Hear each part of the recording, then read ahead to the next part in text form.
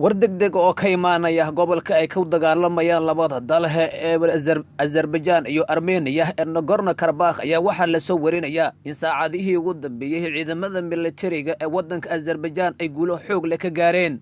afhayeen sare u hadlay militariga wadanka Azerbaijan ayaa waxa uu sheegay in magaalada labaad ee ugu weyn gobolka Nagorno-Karabakh ee la yiraahdo Shusha ay militariga Azerbaijan gacanta ku dhigeen.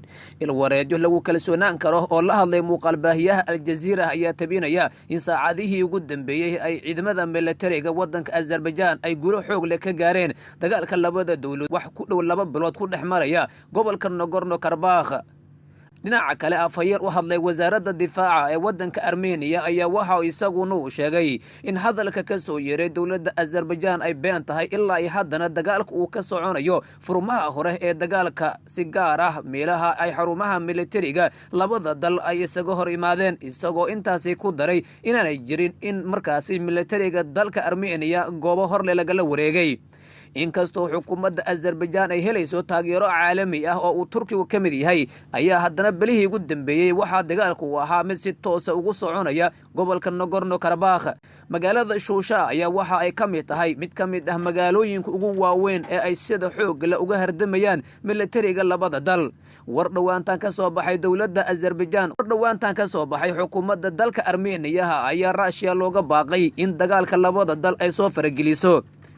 wadaxaajood dhinaca diblomaasiyadda ah oo xukuumadda Moscow dhowr mar isku dayday ayaa fashilmay iyadoo oo hadda militariga labada dal si xoog leh uga dagaalamayaan iyaga oo adeegsanaya gantaalada casriga ah iyo diyaaradaha guuxa ka dheeraya. haddii magaalada labaad ee ugu weyn gobolka Nagorno-Karabakh ee la yiraahdo Shusha ay run noqoto in militariga wadanka Azerbaijan ay gacanta ku dhigeen taasi waxa ay dhabarjab ku noqon doontaa xoogaga wadanka Armenia. labadan dal oo markii hore ka tirsanaa midowgii Sofiyeed ayaa bilihii ugu dambeeyay waxa ay si xoog leh ugu dagaalamayeen gobolka Nagorno-Karabakh inkastoo dhinaca juqraafiga marka la fiirinayo Nagorno-Karabakh uu ka tirsan yahay wadanka Azerbaijan. guulaha xoog leh oo ay sheeganayaan militariga wadanka Azerbaijan ayaa u muuqanaya kuwa marba marka ka dambaysa sii kordhaya. fadlan haddii aad ku cusub tahay channelkeena saar subscribe si aad u daawato xog walba halkan soo dhigno.